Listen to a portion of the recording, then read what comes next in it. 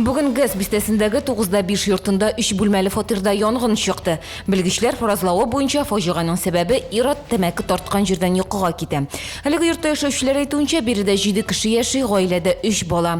Янгын сөндірушілер шәһәрдәшләргә ут белән сақ булырга чакыра, табигатьтә ушаклар якмаска киңәш итә. Эссе көннәр әле бер атна дәвамында сакланачак.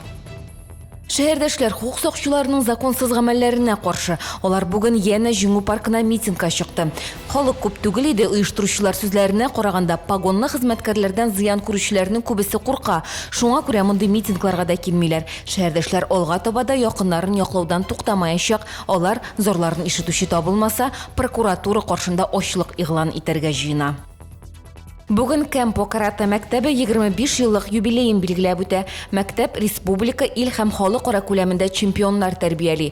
Соңгы зур җиңү Ригада оештырылган дөнья кубогында булды. Безнең спортчылар берничә алтын медальгә лаек булдылар. Александра Кустовская Германиянең Бохум шәһәрендә үткән Европа беренчелегендә көмеш медаль яулады. Татарстанда микроспория яки кыршын тимрәү, лишай авыруы артуы күзәтелә. Күбесенчә бу чирне балалар сукбай йорт хайваннарыннан юктыра.